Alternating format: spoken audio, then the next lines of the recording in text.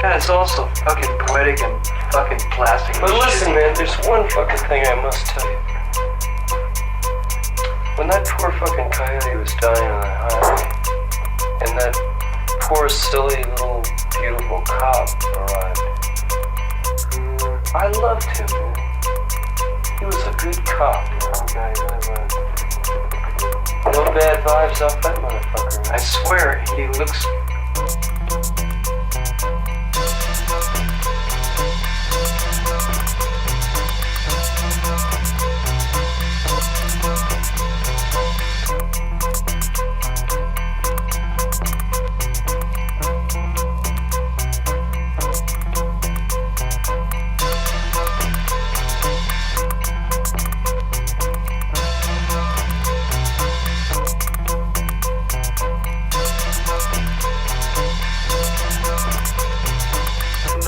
Well, he looked very, you know, you had to really look at him, you know. I did, I really looked at him. You know, the first time I discovered death,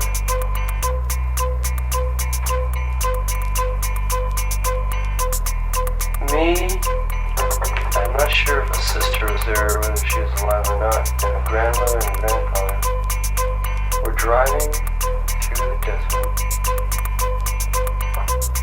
at dawn. And a truckload of Indian workers had either hit another car or just... Anywhere in the Bay Area or anywhere, he should go to the nearest law enforcement agency and turn himself in.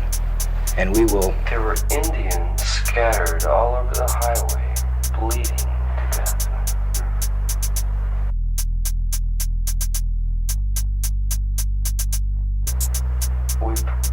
The car pulls up and stops.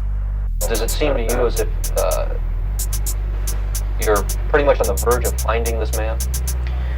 Well, I wouldn't want to say that. Or approximately.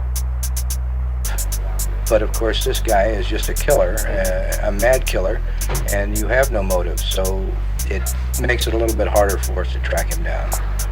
It's also fairly obvious that the man greatly enjoys the publicity that surrounds this thing. They were in one of those trucks, man, and it fell over and they were just scattered all over the fucking highway. You didn't see what they hit? No, we came along it, you know, after it happened. What do you have to say to this man? About the only thing I could say to him I think he realizes he needs help. And I don't know whether I'm crazy or what, but I had the feeling when that happened, like I didn't want to look back, like I'm just this little, like a child is like a flower, man. His head is just floating in the breeze, man. But the reaction I get now, thinking about it, looking back, is that possibly the soul of one of those Indians, or maybe several of them, just ran over and just jumped into my fucking brain. I could dig it. And they're still in there. Because you saw him, man.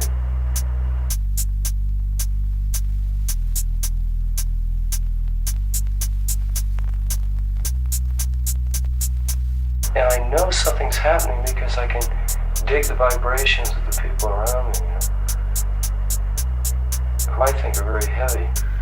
Through the whole thing, like I mentioned before, at the beginning, I did think I was going to die. And so, from that moment on, one has to have certain goals. Everything's real secure and, you know, the glove compartment, you know.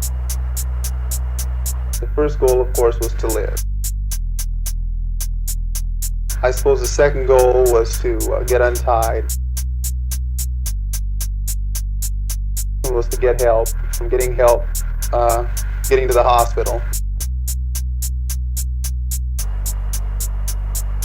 And that they didn't know what was happening any more than I did. That was the first time I tasted fear. you have to have a successive Yes. set of goals. And if you can keep this going and you can keep your mind active, whether you die or not, you're at least psychologically attuned, whether you're in shock or not, if you can keep arguing with yourself. And now what I want to know is, where in the fuck were you hitchhiking with Brian?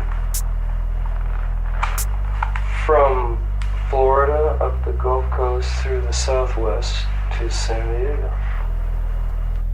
You know that this man is still at large, and that there is a better than average possibility that this could be the same man who was involved in 4 murders over in Vallejo. Can you think of anything that you might want to tell that man at all?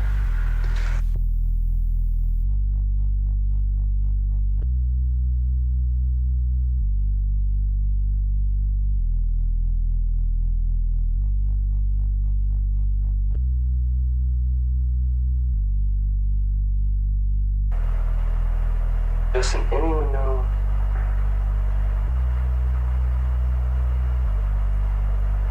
Isn't there anyone alive right now that knows what's happening? What did the lady that was driving the car say to you? That's all I want to hear, man. She said, I really wanted to help him, and he didn't. Did he seem as though he liked your help at all? No, he didn't, and he didn't even end up taking the money. But I don't think that he was acting under his total complete. It was like, all I want. no. Been my own trip on it,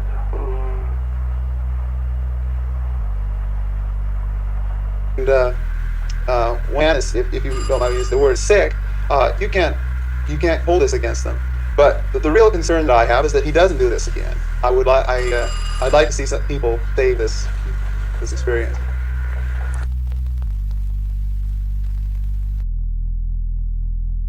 Ferris, like, No. how did she say that? Early last Saturday evening, Celia Shepard and Brian Hartnell, both in their early 20s. Of course. Oh, that's right. A man who wore a medieval-style executioner's hood, carried a knife and gun, and intended to use them.